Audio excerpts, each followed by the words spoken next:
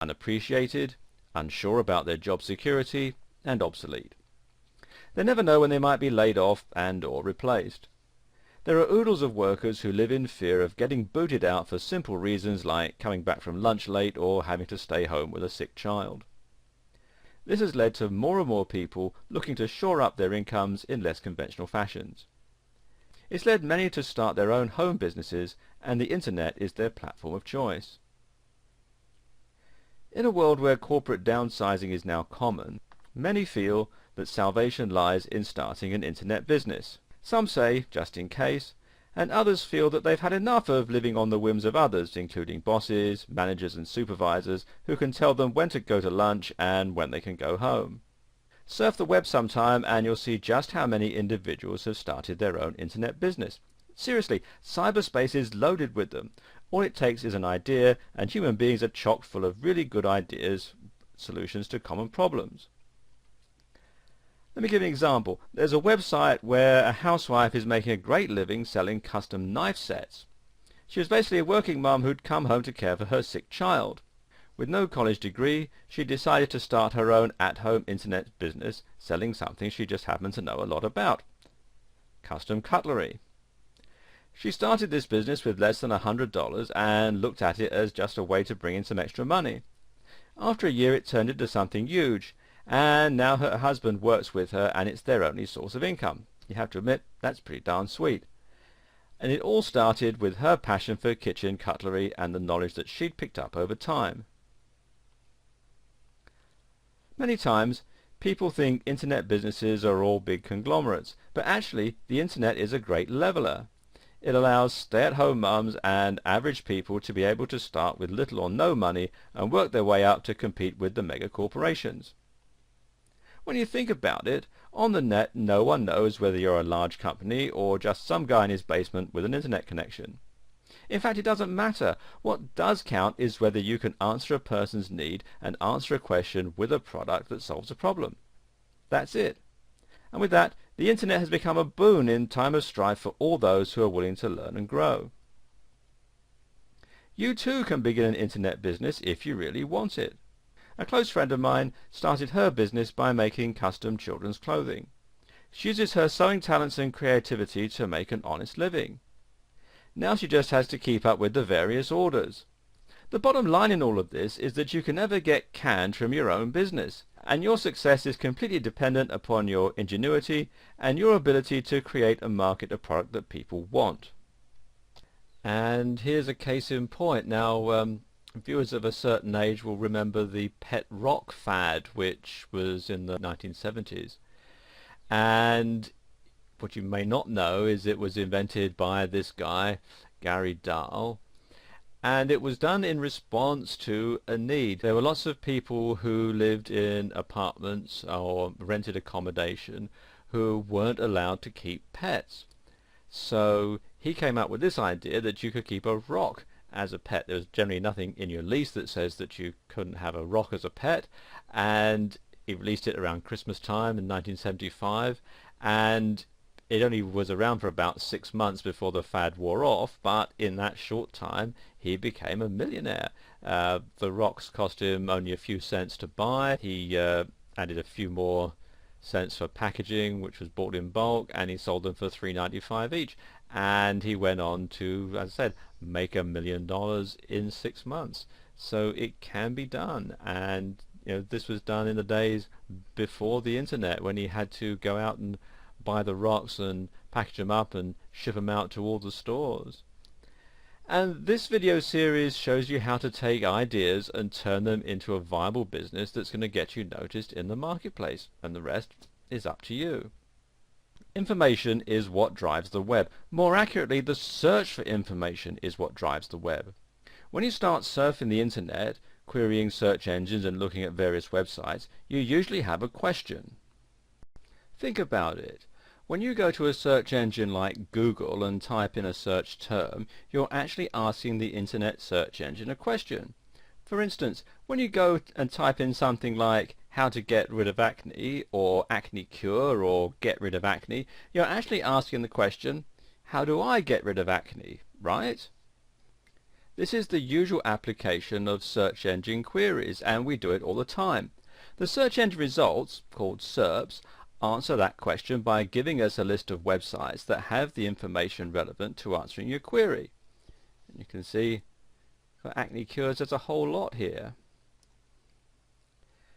And when you think about it like that, you'll quickly realize that the basic reason the internet thrives and grows is to answer questions put to it by hundreds of thousands of people worldwide.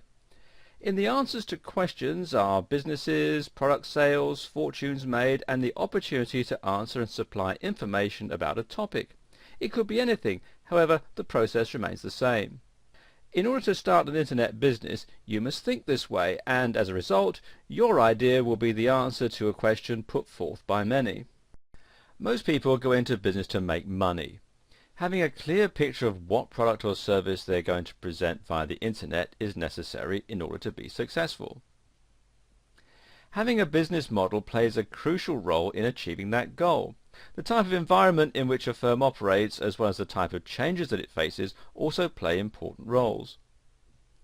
The internet stands to establish new game strategies for businesses.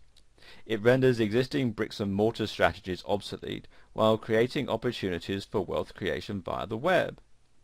Taking advantage of all that the internet entails involves conceiving and executing a good internet business model.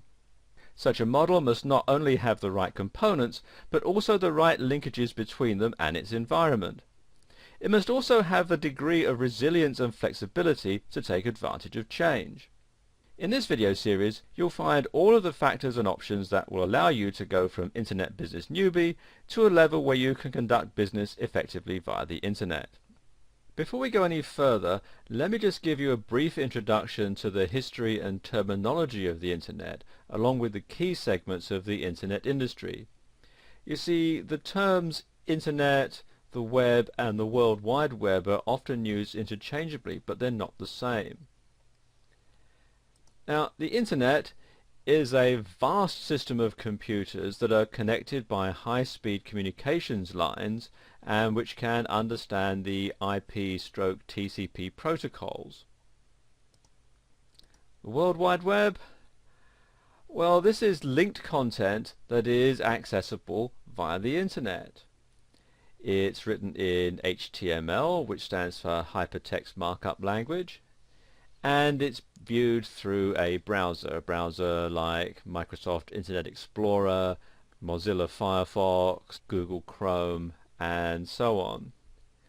And it uses the HTTP, which is for Hypertext Transfer Protocol, which is the World Wide Web standard.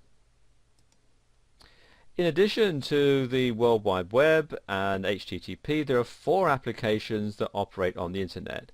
And these are email, which stands for electronic mail.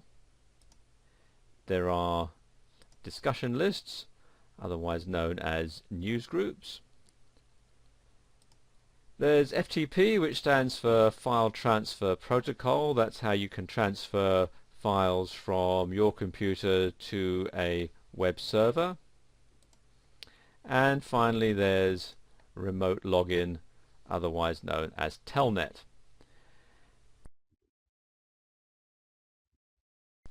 Companies in the internet infrastructure are found in one of 11 market categories or profit sites, which are grouped into 3 segments. You've got users, suppliers, and communication service providers. Users are divided into information servers, e-commerce companies, brokers and agents, service providers, and market makers. Suppliers, well, they are content creators, software suppliers, and hardware suppliers. And finally, communication service providers, they're divided into backbone operators, ISPs and OSPs, and last mile providers. Now that you know all of this, don't panic. You won't need to know a lot more than what each of these terminologies refers to, not how they work or how you can get them to work for you. You'll be dealing primarily in the browser interaction and FTP categories. Now, these sound hard, but if you can program your digital recorder, you'll be able to work on the web quite easily. Even if you can't program your recorder, with a little study, you'll be able to get a website up and running pretty easily. Everything today has been streamlined, with results being the priority and not programming acumen. Of all the business models presented, one of the most popular and considered the best business model is the information-based model. While we go over all four categories that sell via the internet, you'll notice that one of the best, fastest growing models involves the dissemination of information via audio, video, and written media. A popular form is all digital, with no physical products to store, ship, or keep track of. A digital product has an infinite shelf life, can be downloaded at the convenience of the buyer, and never needs service. It's universal and easy to set up and maintain. All you need is a website, an idea, and the ability to produce, or hire somebody else to produce, the product. Through affiliate marketing, creating the product is not even necessary. The only thing an affiliate needs is knowledge of internet marketing, which is both for sale and freely supplied all over the internet. Blogs are the new website of choice on the internet. It used to be you would set up a static website. Static websites display the same information for all users with no interaction or dynamic change happening on the page. The page is usually an HTML or text page that remains the same until the entire site is updated. Static sites are considered Web 1.0 and are difficult to manage when sites get large, and they're equally difficult to keep up to date. They are, however, cache friendly and are quick and easy to put together. Most people have moved on to dynamic blog pages which can be updated all day long. The index or sitemap for the site updates automatically as information is added to the site, and with some blog platforms like WordPress and Blogger, it also notifies search engines and the many Web 2.0 sites that